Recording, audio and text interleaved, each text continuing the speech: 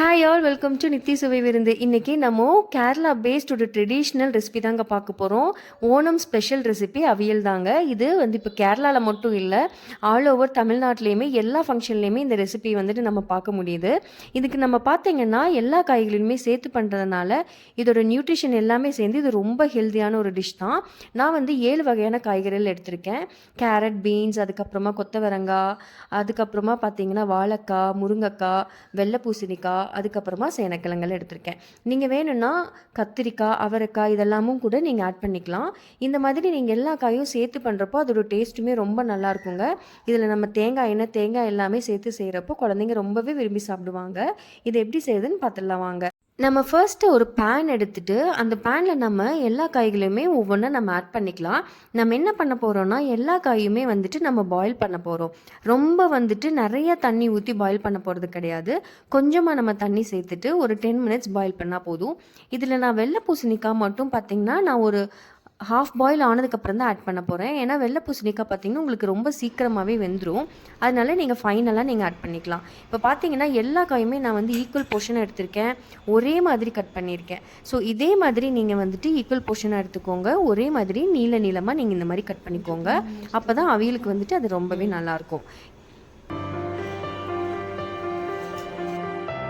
அடுத்தது நான் கல்லுப்பு ஆட் பண்ணிக்கிறேன். கல்லுப்பு ஆட் பண்ணதுக்கப்புறமா மஞ்சத்தூள் 1 டேபிள் ஸ்பூன் ஆட் பண்ணியிருக்கேன். இது ரெண்டுமே மிக்ஸ் பண்ணி விட்டுருங்க நல்லா. ஒரு 5 to 10 மினிட்ஸ் இது நல்லா வேகட்டும். இது வேகிற டைமில் நம்ம என்ன பண்ணலான்னா நம்ம மசாலாவுக்கு ரெடி பண்ணிடலாம். ரொம்ப சிம்பிளான மசாலா தாங்க. அதுக்கு என்னென்ன தேவைப்படுதுன்னு நம்ம இப்போ பார்த்துடலாம் வாங்க. நான் தேங்காய், சீரகம், பச்சை மிளகாய் இது 3மே நான் மசாலா அரைக்கிறதுக்கு எடுத்திருக்கேன். சீரகம் பார்த்திங்கன்னா 2 டேபிள் ஸ்பூன் எடுத்திருக்கேன். பச்சை மிளகா 3 எடுத்திருக்கேன். உங்கள் காரத்துக்கு தகுந்த மாதிரி நீங்கள் கூட்டியோ குறைச்சோ இதை நீங்கள் யூஸ் பண்ணிக்கோங்க. அதுக்கப்புறமா தேங்காய் பார்த்திங்கன்னா 1 மூடி எடுத்திருக்கேன். இது உங்கள் தேவைக்கு தகுந்த மாதிரி நீங்கள் ஆட் பண்ணிக்கோங்க. இது 3மே மிக்ஸி ஜாரில் ஆட் பண்ணிவிட்டு நம்ம அரைச்சி எடுத்துருக்க போகிறோம். இது பார்த்திங்கன்னா நீங்கள் சட்னி பதத்தில் தாங்க அரைச்சி எடுக்கணும். ரொம்ப நைஸாகவும் அரைச்சிடாதீங்க, ரொம்ப கொரகொரப்பாகவும் அரைச்சிட வேண்டாம். சட்னி பதத்தில் அரைக்கிறப்ப தான் அது காயெல்லாம் கூட ஆட் பண்ணுறப்போ ரொம்ப நல்ல டேஸ்ட் கொடுக்கும். இதில் பார்த்திங்கன்னா இப்போ நம்ம பூசணிக்காவை ஆட் பண்ண போகிறோம். அடுத்தது காயெல்லாம் ஒரு 75% நல்லா பாயில் ஆகிடுச்சு. பூசணிக்காய்க்கு ஒரு 5 மினிட்ஸ் தான் அங்கே தேவைப்படும் வேகிறதுக்கு. அதையும் ஆட் பண்ணிக்கலாம். இது நல்லா ஆட் பண்ணிவிட்டு ஒரு 5 மினிட்ஸ் வெந்ததுக்கு அப்புறமா நம்ம அரைச்சி வச்சுருக்கோம் இல்லைங்களா மசாலா, அதையும் நம்ம ஆட் பண்ணிடலாம். இப்போ பார்த்திங்கன்னா அரோமாவே ரொம்ப சூப்பராக இருக்குங்க. இதுவும் ஒரு 5 to 10 மினிட்ஸ் விட்டுருங்க. அப்போ தான் அந்த காய் கூட இந்த மசாலாவும் மிக்ஸ் ஆகி ரொம்ப நல்லாயிருக்கும். நீங்கள் பார்த்தீங்கன்னாவே தெரியும், நம்ம ஒரு துளி எண்ணெய் கூட நம்ம ஆட் பண்ணல ஸ்டார்டிங்லேருந்தே. நான் ஃபைனலாக தான் தேங்காய் எண்ணெய் தான் யூஸ் பண்ண போகிறேன். இந்த தேங்காய் எண்ணெய், தேங்காய் இதோட அரோமாவே ரொம்ப சூப்பராக அந்த ட்ரெடிஷ்னல் கேரளா டச் நம்மளுக்கு கிடைக்கும் இந்த டிஷ்ஷில்.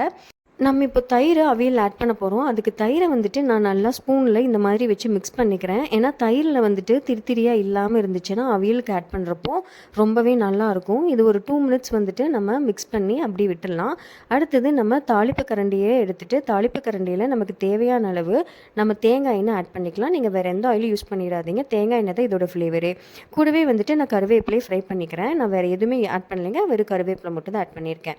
கருவேப்பிலை நல்லா ஃப்ரை ஆனதுக்கப்புறமா நம்ம இதை அவியலில் ஆட் பண்ணிக்கலாம். ஆட் பண்ணிவிட்டு ஒரு 2 மினிட்ஸ் மிக்ஸ் பண்ணி விட்டுருங்க. அவ்வளோதாங்க. ரொம்ப டேஸ்டியான ரொம்ப சிம்பிளான ஓணம் ஸ்பெஷல் ரெசிபி அவியல் ரெடி ஆயாச்சு. இது ரொம்ப சிம்பிள், ஹெல்தி அண்ட் குழந்தைங்க ரொம்பவே விரும்பி சாப்பிடுவாங்க. இது ஆல் ஓவர் தமிழ்நாடு இது ரொம்ப ட்ரெண்டியான ஒரு டிஷ் தாங்க. அவ்வளோதாங்க. கேரளா ட்ரெடிஷ்னல் ரெசிபி அவியல் ரெடி ஆயாச்சு. அதோட ஃப்ளேவர் அதோட வாசமே அவ்வளோ நல்லா இருக்குங்க. நம்ம அந்த தேங்காய் எண்ணெயெல்லாம் ஆட் பண்ணி செஞ்சதுனால அதோட அந்த கேரளா ட்ரெடிஷ்னல் டச் அப்படியே இருக்குது இந்த டிஷ்ஷில். இதே மாதிரி செஞ்சு பார்த்துட்டு இந்த ரெசிபி எப்படி இருந்துச்சுன்னு கமெண்ட் பண்ணுங்கள் அண்ட் லைக் பண்ணுங்கள் அண்ட் சப்ஸ்கிரைப் டு நித்தி சுவை விருந்து.